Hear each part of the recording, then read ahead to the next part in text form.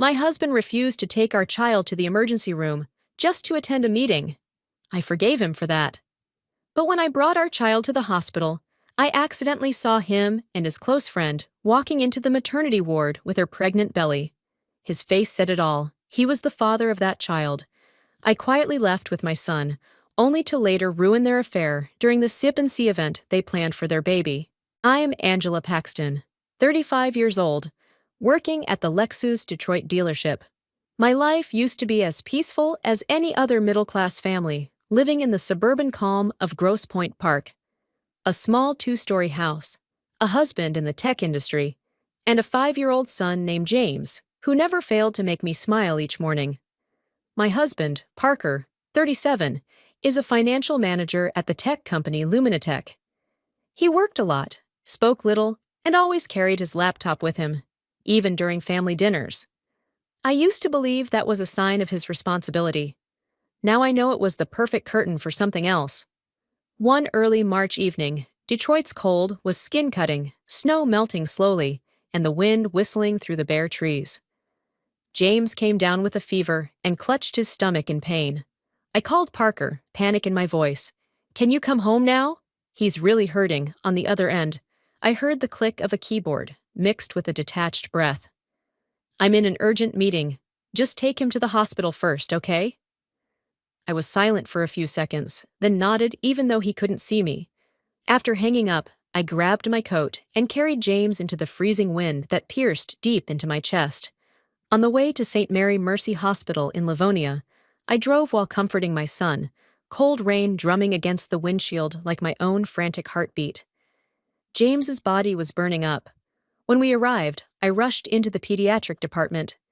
After registering him, I stepped out into the hallway to wait for the nurse, trying to steady myself with even breaths. And that's when I saw something that froze my entire body.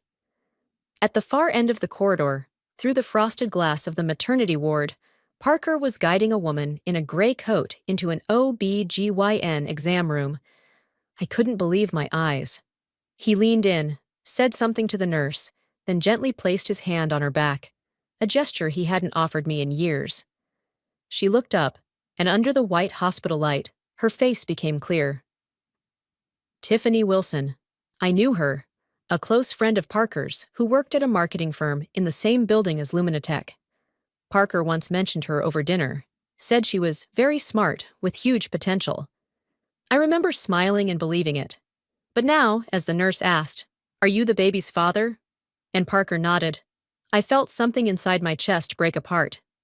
I turned away, nearly running back toward the pediatric wing, afraid I would scream if I stayed a second longer. I held James tightly, trying to hide the trembling that spread through my body.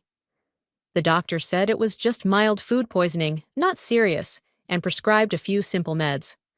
I signed the discharge forms and thanked them absent-mindedly. As James fell asleep in the back seat, I sat still, watching the hospital sign blur in the rearview mirror. The thick rain blurred all the lights, and in that blur, everything I once believed in melted away. That night, Parker came home late. He said there was traffic. Same gray suit, same cologne I once loved. He kissed my forehead like nothing had happened. I answered with silence. We lay beside each other, two people in the same room, but from entirely different worlds. I heard the wind outside, James's soft breaths in the next room, and in that moment, I knew my life had turned down a different path. I didn't sleep. The dim yellow hallway light spilled across the bedroom wall.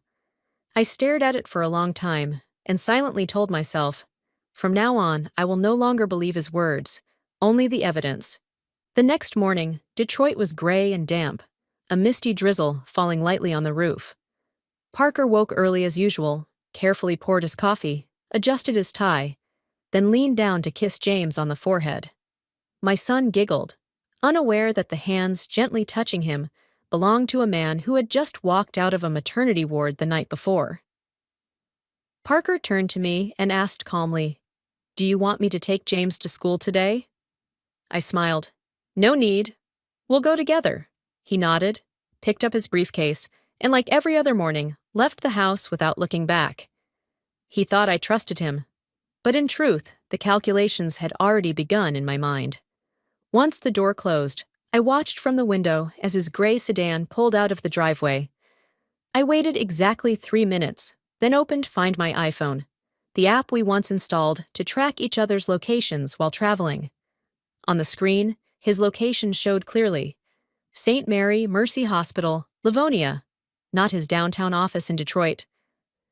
I stared at that little blue dot, feeling a coldness inside me, like falling snow. I threw on my long coat, tucked my phone into my pocket, and left the house. The drive to Livonia took over 40 minutes, and with every mile, the emptiness inside me grew more pronounced.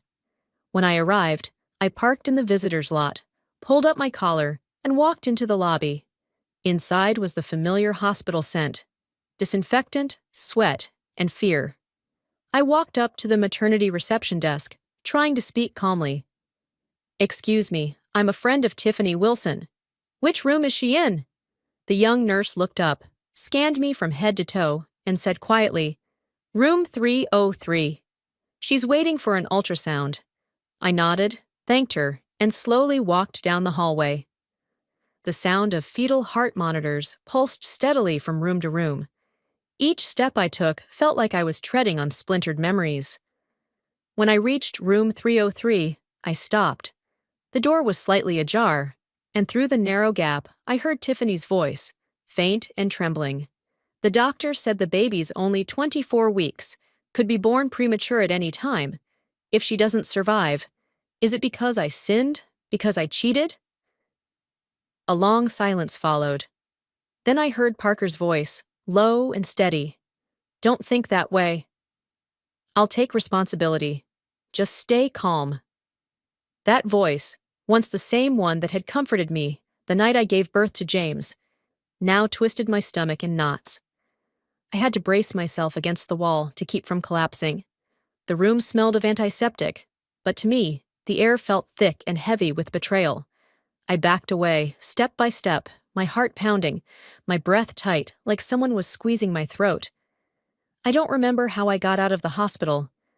I only recall that, when I opened my car door, my hand was still trembling.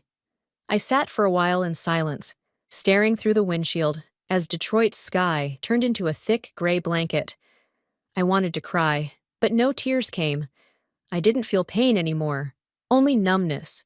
Every emotion had been drained, leaving behind a sharp, cold emptiness lit up by the blinding truth. I took a deep breath, started the car, and whispered, "All right. If you want to hide, I'll find the light." That night, Parker came home late. The clock was nearing 10 when the garage door creaked open. I was sitting in the living room, the dim yellow light reflecting off a glass of water in front of me. He walked in, his expensive cologne and the outdoor chill mixing with the lingering scent of hospital antiseptic. I asked softly, "You worked late today?" He didn't look at me, just answered casually, "Had to run the financial numbers for Q1, deadline's coming up." I nodded without saying anything else. In my mind, fragments of suspicion had already begun to align, like a map slowly revealing its shape. After a quick dinner of cold leftovers, Parker went upstairs, laptop in hand. I listened to the steady sound of keys tapping for about an hour, then silence. The bedroom door was ajar, the blue light from the screen glowing faintly. Then it went dark. I knew he had fallen asleep. I waited 15 more minutes before quietly getting up. Outside, Detroit was soaked in a gentle rain. I opened the garage door, the cold air making my spine shiver. Parker's gray sedan sat neatly in the middle of the garage, spotless as always. I opened the door, leaned under the steering wheel, and gripped a small black device in my hand, the mini camera I'd ordered online 2 days earlier, thumb-sized with a built-in mic, connected directly to my phone. I carefully mounted it into a plastic crevice, precisely where a driver's eyes would never notice. A swift, decisive move, as if I'd been preparing for this my entire life. I shut the car door silently and checked the signal on my phone. A small green light appeared, connected successfully. I tucked the phone away and stood still in the garage for a few moments, listening to the rain drumming steadily on the tin roof. The smell of gas, metal, and guilt filled the air. But I wasn't trembling anymore. I just knew, with perfect clarity, that I had just set the first trap. 3 days later, after Parker left for work, I sat alone in the living room and opened the recording app on my phone. Dozens of short clips appeared, each just a few minutes long. I scrolled down to yesterday, a 20-minute segment. I hit play. His voice filled the small space inside the car, low, familiar, and chilling. He was talking to Nathan, his best friend, the same man I had invited over for Thanksgiving last year. Tiffany had a premature birth last night. The baby's in NICU, and the doctors say it could cost over $100,000. I'm going to temporarily pull from the company fund, just a small advance. I'll repay it later. A pause, then Nathan chuckled lightly. Dex, are you insane? If they catch you, you'll lose everything, I know, Parker replied, but I can't abandon them. I have to take care of my child. I paused the video, my hands cold. Not just betrayal, not just lies. He had the audacity to steal company money to raise his illegitimate child. A man who once preached about work ethics and financial integrity, now saying, I'll repay it later, like an empty confession. I sat there for a long time, listening to the rain outside the window, my heart flooded with something strange. Cold, yet lucid, almost merciless in its clarity. I stared at the screen, paused on his face inside the car, streetlights casting shadows across his cheek. I whispered, You didn't just betray me, you committed a crime. And for the first time in weeks, I felt like I was back in control of the story. One evening after putting James to bed, I went downstairs to print his homework. The house was utterly still, only the ticking of the wall clock and the soft rain outside breaking the silence. I opened Parker's laptop on the desk. The screen was still lit. He had forgotten to close it when he left. An email window was open, the subject line catching my eye. Vendor payment, MW Care, LLC, March 6th. I froze for a moment, heart pounding. Part of me wanted to close it immediately, but the other part, the one now accustomed to suspicion, forced me to read. I didn't open the email. I just took a screenshot. That name, MW Care, LLC, kept spinning in my head like a code. I'd never heard of the company, but the words vendor payment told me this wasn't personal. It was business. The next morning, I called Fern, my close friend. She worked in the accounting department at Luminatech, same company as Parker. She was meticulous, discreet, and most importantly, she believed me. Fern, I said quietly, can you check a name for me? MW Care, LLC. If it shows up in the internal payment system, let me know. She paused, then said, All right. But if something's off, I'll have to follow accounting protocol, okay? I understand, I replied. I just need to know if it's real. That whole day, I carried around a waiting ache like someone was pressing pins into my chest. I still went to work, still sold cars, still smiled like an ordinary woman. But inside, every passing hour stretched tight. That afternoon, Fern's message appeared on my screen. Found it. MW Care, LLC, is a newly listed vendor approved by Parker. At least 6 payments made over the past 3 months, each a few $1,000s, totaling over $12,000, all labeled Consulting Retainer. I read it 3 times, hands going cold. Consulting Retainer, a clean phrase for a calculated act. Not a bookkeeping error, but deliberate embezzlement. He created a fake vendor, sent money through it regularly. Maybe for Tiffany, maybe to cover her premature birth costs. Either way, it was theft. I turned on the printer. Each sheet slid out, white, cold, and heavy. I clipped them together, placed them in a white envelope, and wrote across the edge in black ink. Proof. MW, Care, LLC. Each shaky stroke felt carved into flesh. I stared at the envelope for a long time. Small, thin, yet heavy with truth. A trail of blood that no amount of deleted data could erase. I whispered hoarsely. I've found the bloodstain of his crime. 2 weeks later, on a quiet midweek evening, Parker was showering later than usual.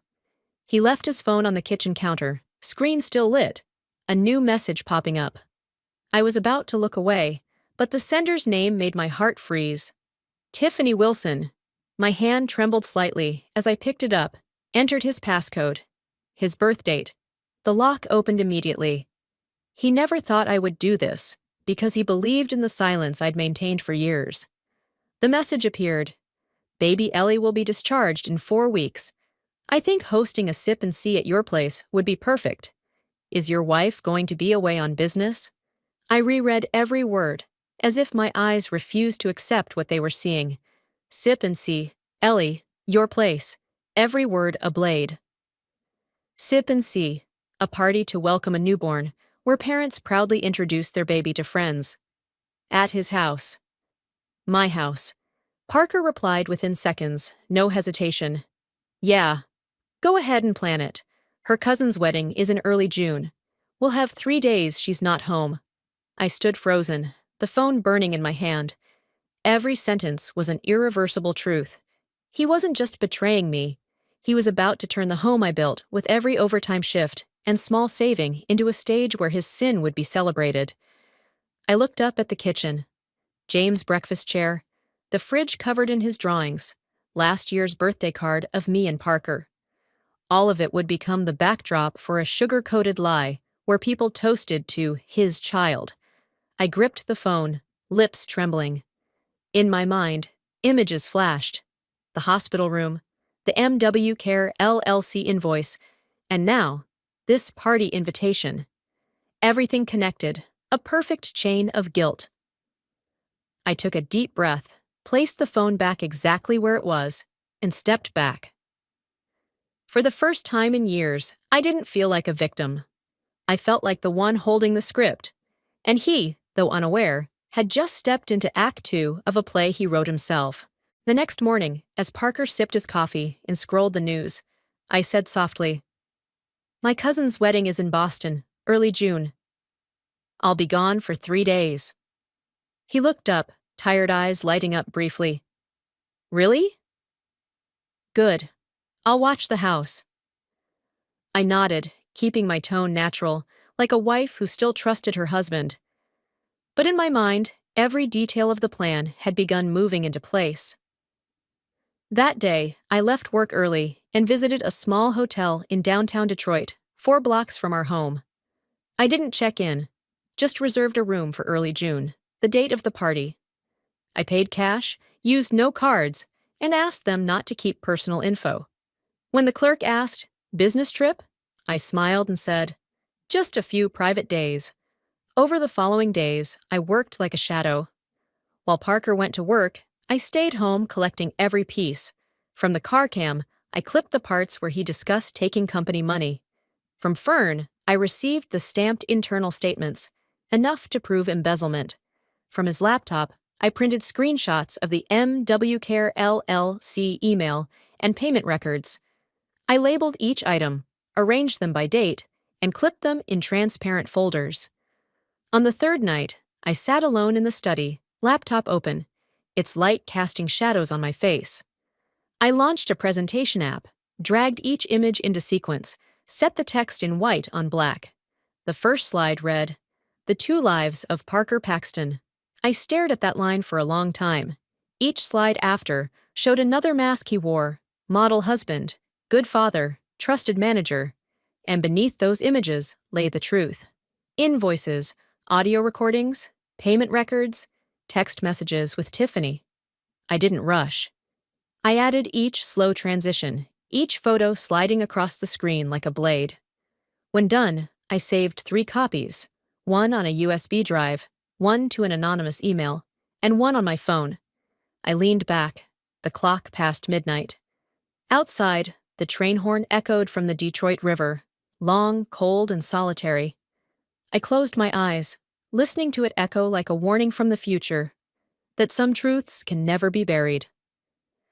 I opened my eyes and whispered to myself, "If you want to parade as a perfect father, I'll show them your other face, the traitor."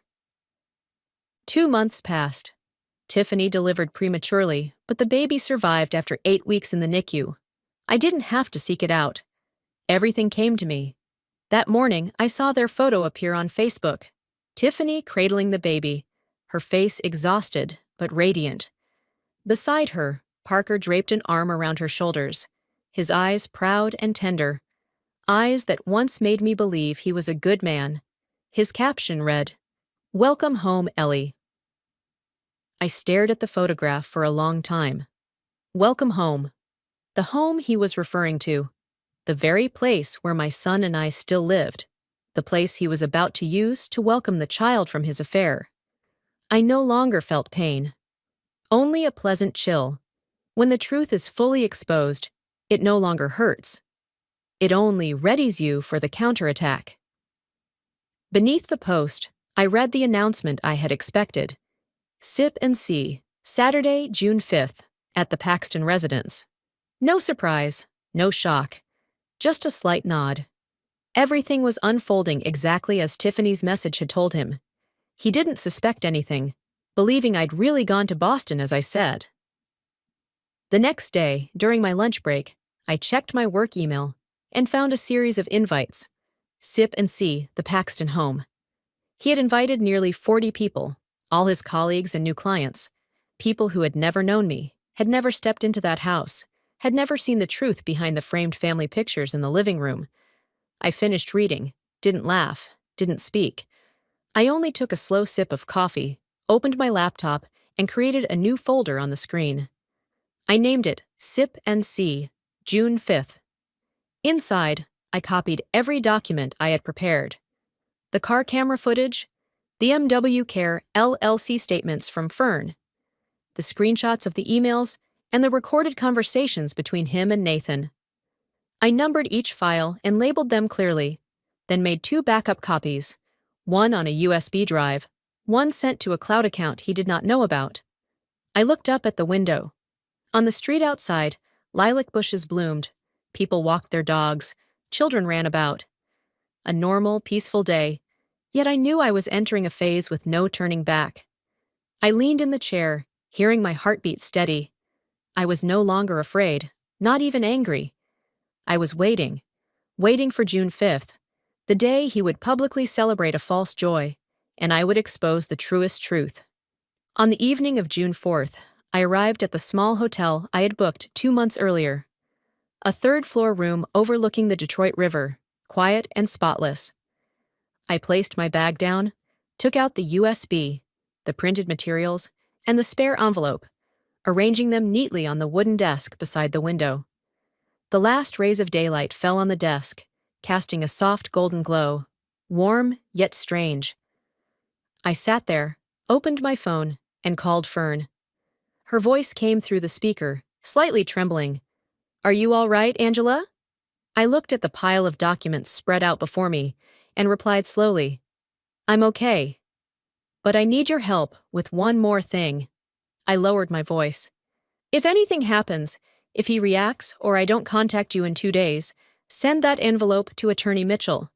He already knows. There was a silence on the other end for a few seconds. Then Fern asked, "Are you sure, Angela?" This will change everything." I closed my eyes, my tone calm but firm. "No one deserves to be betrayed in the dark, Fern." "He's lived his lies long enough," Fern sighed. "I will do as you say. Be careful. I will be all right."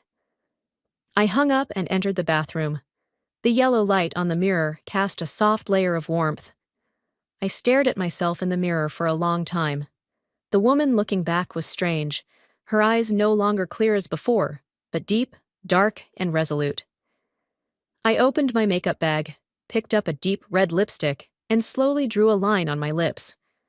That red was not for seduction, but a suit of armor, the only thing that made me feel strong. On the desk, the laptop still glowed, its screen frozen on the first slide of the presentation. The 2 lives of Parker Paxton. I walked over and looked at it for a long moment. The blue light from the screen spread across my face, mingling with the room's lamplight, making me look like someone else. No longer the fragile Angela, but someone taking control. I closed the laptop, took a deep breath, and turned off the light. Outside, the rain had begun to tap on the windowpane, like the sound of an ending approaching. Tomorrow, that house will no longer belong to Parker. Tomorrow, the truth will be seen. In the light. In front of everyone. On Saturday afternoon, Detroit was bathed in bright sunshine. I parked 4 houses away from ours and stood at a distance, looking toward my home. From here, I could see SUVs packed down the driveway, the gate wide open, voices of laughter echoing. On the fence, pink and white balloons intertwined, a sign in front of the door reading, "Welcome, baby Ellie." I smiled thinly. That sign hung on the very house I had repainted last summer. I crossed the street and joined the crowd. Inside, the house glowed. The scent of wine and cake filled the air. About 40 guests, mostly Parker's colleagues and clients, stood chatting. Everyone smiling, raising their glasses, unaware that the party was built on lies. I stood outside the kitchen door, quietly observing through the glass. Tiffany wore a long white dress, holding the tiny baby girl, Ellie. She looked pale, yet her face shone in the light of congratulations. Next to her, Parker draped his arm over her shoulder, a smile so bright it seemed fake. He stood in the living room with a champagne flute, the window light resting on his confident face. "Thank you all for coming," he said loudly, his voice clear and calm, like he was leading a meeting. "Today is a special day, the day we welcome baby Ellie into the world." The applause followed. And at that very moment, the TV in the living room lit up. The screen turned to black. One simple cold line appeared. "The Two Lives of Parker Paxton." The music died. Everyone turned to look. The first slide appeared. The MW Care LLC bank statement, $12,000. Consulting retainer. Then the next, screenshot of the email, vendor payment, March 6th. Then the image from the hospital at St. Mary Mercy, signed for room 303.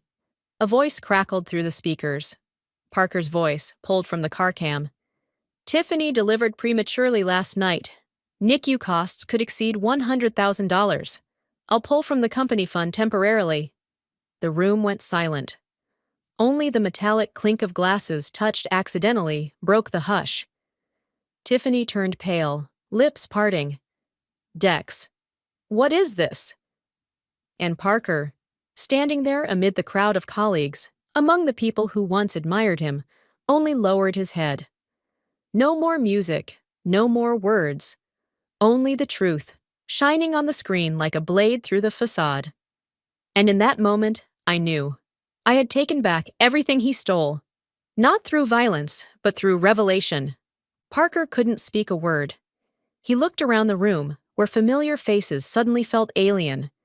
The man once lauded as the epitome of responsibility and professional ethics now stood in his own house, amidst stunned colleagues, like a criminal brought into public view. His hands trembled. The glass dropped to the floor, red wine spreading across the carpet like a stain of blood slowly widening. He staggered a few steps, then collapsed onto the sofa. No one said anything. Tiffany just held the baby tightly, avoiding everyone's eyes. I walked to the table, took a brown folder from my bag, and placed it gently on the wooden surface in the center of the room. The papers inside fanned out, the divorce papers all signed. I looked at him, voice calm and clear. "This is not revenge, Parker. This is necessary revelation." He looked up, eyes red-rimmed, lips trembling, but no sound came. In his gaze, I saw complete collapse, not only because he was exposed, but because he realized the woman in front of him was no longer someone he could control. A few guests quietly set their glasses down and left. A few others stayed, looking at me with a mix of sympathy and admiration. I said no more. I didn't need to. Everything had been spoken by the images, by the room's silence. I turned and walked out the door. The summer breeze in Detroit blew through, carrying the echo of cicadas and lingering scent of wine. Behind me, I heard someone choke back a sob, probably Tiffany, and the sound of a chair tipping over as Parker tried to stand. But I did not look back. 3 days later, word spread at Luminatech. An internal email was sent to all staff. Legal is investigating suspected budget embezzlement. Financial manager Parker Paxton is suspended. Until further notice, I wasn't surprised.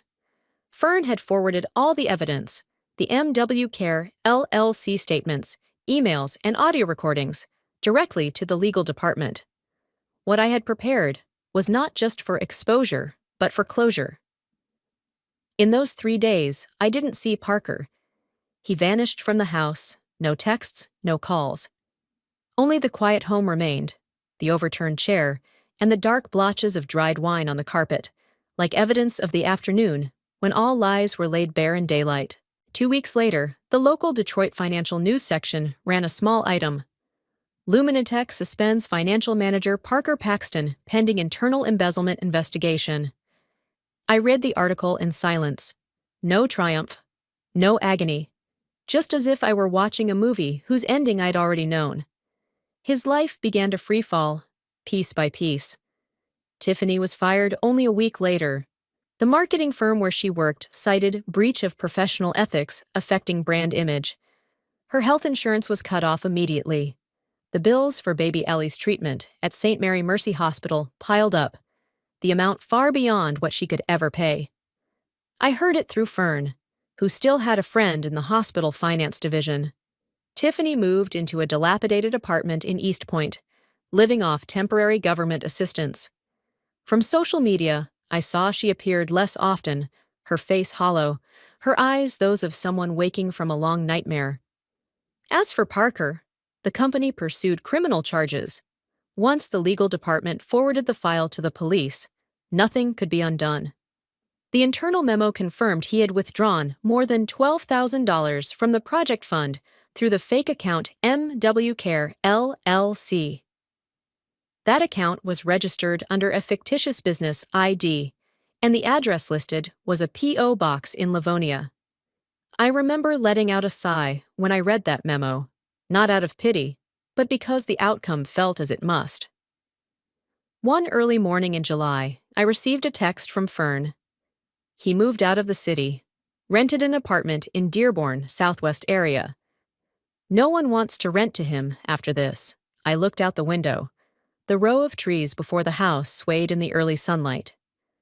James was sitting on the front step, chalking scribbles across the pathway. I went outside, sat beside him, and felt his warm breath. My son looked up, asked innocently, "Mom, is Dad coming home again?" I smiled gently, stroked his hair. "It's okay, James. Some people just have to learn their lesson elsewhere." 3 months later, the Wayne County Family Court issued the final ruling. I was awarded full custody of James, the house, and all assets, based on evidence of Parker's financial fraud and marital misconduct. My lawyer took only 10 minutes to present the full dossier. Everything was prepared ahead of time. When the judge struck the gavel, I looked up and saw sunlight pour through the courtroom window. That light fell on the document stack, on my hands, on the calluses of the woman who was no longer victim. I did not cry. I simply whispered, "Justice doesn't need to shout. It only needs to arrive at the right time."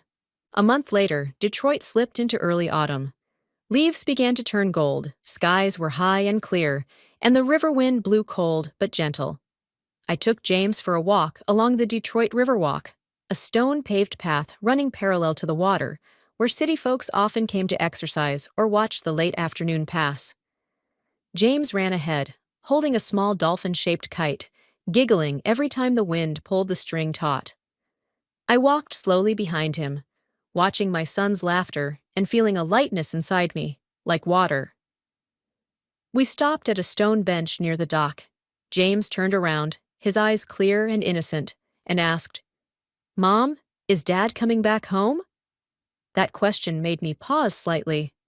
A part of me once wanted to give him a soft answer, something like, "Maybe someday," or "He still loves you." But truth needs no embellishment, only to be spoken with kindness.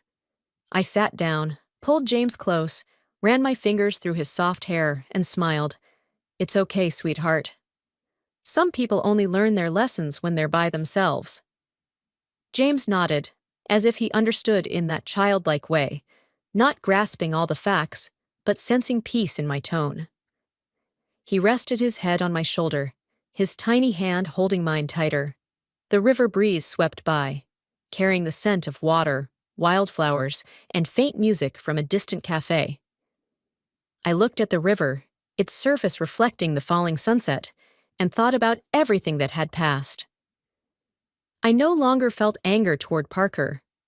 I only felt a quiet emptiness, the kind left by people who had departed, and by myself, who had stepped out of the shadow of a former life. James suddenly tugged at my arm, lifted his kite high, and said, "Mom, it's flying higher now." I looked up and saw the jade-green kite stretching into the orange-red sky. I laughed, a true laugh, light and clear, carried off by the wind. In that moment, I realized, some losses don't need to be filled, only left alone, because they've become the open sky where something else can rise. A few weeks later, I received an email inviting me to join a support group called Detroit Reclaim, a space for women who had experienced financial abuse, betrayal, or loss of control over their lives to come together, share, and learn how to begin again. I hesitated for a few seconds before clicking Join. The first meeting was held in a small room at the community center near Midtown. On the wall hung portraits of women of all ages, with a bold caption, "We don't recover what's lost, we build what's next." I sat in the back row, listening to each woman share her story. One controlled by her husband through bank accounts, another cheated out of inheritance by her brother, someone else tricked into signing debt contracts. Each story was a piece of pain I had once carried, and I realized I wasn't alone. When it was my turn, I stood up. The room fell silent. I looked around, the faces of women watching me with understanding, not judgment. I took a breath and said, "Betrayal doesn't kill us. It only cuts off the poison part so we can keep living." The words came out softly, like a breath, but as they echoed in the room, I felt something lift from my chest. An older woman in the front row leaned down, quietly taking notes. Then she looked up, eyes rimmed red. The room remained silent, only the faint sound of pens scratching paper, small but weighty. I sat down, feeling lighter. I didn't need to tell my whole story for sympathy. I just needed to say enough so someone else could see. From our deepest wounds, we can still become our own guide, and perhaps someone else's. After the meeting ended, a young woman approached and gripped my hand tightly. "Thank you," she whispered. "Because of you, I finally dared to speak my story." I smiled and replied, "Say it aloud. You'll feel lighter. Truth doesn't weaken us, it sets us free." Outside, the Detroit sky was deep purple at twilight, the glow of sunset reflecting off the glass doors. I stepped out into the street, feeling the summer wind through my hair, carrying the scent of coffee, traffic, and something deeply familiar, the smell of a beginning. Time passed faster than I expected. Summer slipped by, and fall arrived. The trees lining Jefferson Avenue turned yellow, their leaves falling in waves with the breeze. That morning, I woke early while James was still asleep. I made a cup of tea, put on a coat, and drove out of the house. The city was just waking up, mist still hanging lightly over the Detroit River. I stopped at the beginning of MacArthur Bridge, the span that connects the mainland to Belle Isle, where I once took James to watch fireworks every Independence Day. I got out, holding tightly a bundle of old keys. The front door, the garage, the safe, each once part of a marriage that had become nothing more than symbols of captivity. The river wind blew cold, tasting faintly of metal. I leaned against the railing, looking down at the churning water, the sunrise slowly spreading over its surface, painting golden light across the distant buildings. Everything was quiet, just the soft sound of waves and the steady beat of my heart. I reached out, holding the keys in my palm, feeling their weight, the weight of the past, of years spent holding on to a door that would never open again. Then I let go. A soft splash echoed, small but resonant. The keys spun, caught the morning light. then disappeared into the blue-gray water. I stood still, wind running through my hair, eyes watching the ripples spread outward. A lightness bloomed through my chest. Not joy, but the calm certainty of something truly closed. I pulled out my phone, opened the camera, and took a picture. The bridge, the river, and the sunrise behind me. A frame with no other people, but the clearest proof I had chosen freedom. And betrayal doesn't need forgiveness to disappear. It only needs to be seen.